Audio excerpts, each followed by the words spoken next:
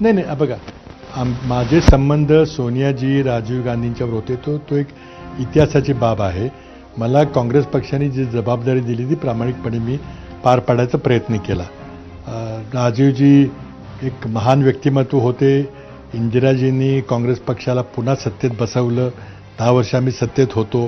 तर त्यांची भूमिका किंवा जर काही एखाद्या पक्षातल्या एका व्यक्तीकडून काही दुराचार झाला, काही भ्रष्टाचाराचं प्रकरण नुसता आरोप झाला तरी काँग्रेसच्या नेत्या इंदिरा गांधी असतील किंवा सोनिया गांधी असतील ताबडतोब त्या व्यक्तीचा राजीनामा घेत असत. महाराष्ट्रातलं उदाहरण घ्यायचं झालं तर अनेक 4-5 मुख्यमंत्र्यांना फक्त आरोप झाला म्हणून त्यांना पदापासून मुक्त व्हावं लागलं. पण हे इतकं निर्लज्जपणे सरकार चाललेलं आहे की आज नीट पेपर लीक झाला किंवा काही बलात्कारी आहेत, खुनी माणसं आहेत, राजरोसपणे फिरतायत, त्यांच्यावर काही शिक्षा होत नाही, काही होत नाही.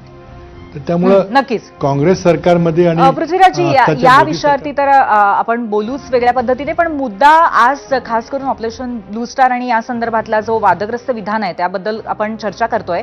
तर ऑपरेशन ब्लू स्टारच्या बाबतीमध्ये एक प्रश्न नेहमी सगळ्या भारतीयांना पडत असतो की तेव्हाची जी परिस्थिती होती की शीख बांधवांच्या भावना दुखावल्या जाणार नाही याची काळजी घेत आणखीन वेगळ्या पद्धतीने ही सगळी परिस्थिती हाताळता आली असती का? तुम्हाला काय वाटतं? नाही पहा, तिथं अमृतसरच्या गोल्डन टेम्पलमध्ये जे काही घडत होतं ते थांबवणं अपरिहार्य होतं आणि त्यामध्ये धोका आहे माहिती असताना देखील इंदिराजींनी ती ते निर्णय घेतला. परंतु त्यानंतर जेव्हा इंदिराजींची हत्या झाली त्यानंतर शिखांचं जे तिथं शिरकाण झालं ते अतिशय दुर्दैवी होतं. त्याकरता काँग्रेस पक्षानं माफी मागितलेली आहे. ह्या 2 गोष्टी आहेत. इंदिरा गांधींच्या हत्येनंतर ज्या दंगली घडल्या त्याचं कोणीही समर्थन करू शकणार नाही. परंतु देशाची अखंडता राखणं हे तात्कालीन पंतप्रधानांचं कार्य होतं आणि त्यांनी ते केलं. ठीक. शिवाय अजून एक असा प्रश्न आहे की काँग्रेसनं कायम शीख बांधवांवरती अत्याचार केले असं म्हणत भाजप ठराविक काळानंतर कायम शीख दंगली असो किंवा आणीबाणी हे विषय जिवंत ठेवत असतं. यामागे नक्की काय कारण आहे असं तुम्हाला वाटतं? आता काय तुम्ही सुद्धा प्रश्न विचारताना पंजाबची निवडणूक डोळ्यासमोर ठेवलेली आहे. ठीक आहे, हरकत नाही. परंतु मला वाटतं की 2 गोष्टी आहेत. गोल्डन टेम्पलमध्ये झालं ते देशाची अखंडता राखण्याकरता आवश्यक होतं. पण इंदिराजींच्या हत्येनंतर जे घडलं ते अतिशय आक्षेपार्ह होतं.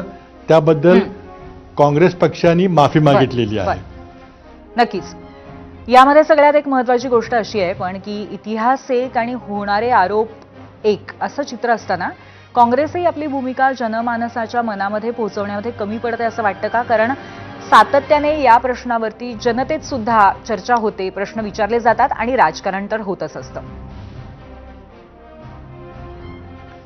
असं नाही, आता जे घडलं ते दुर्दैव होतं, असं घडायला नको होतं. परंतु त्या घटना घडल्यानंतर त्याला देशाची अखंडता राखण्याकरता काही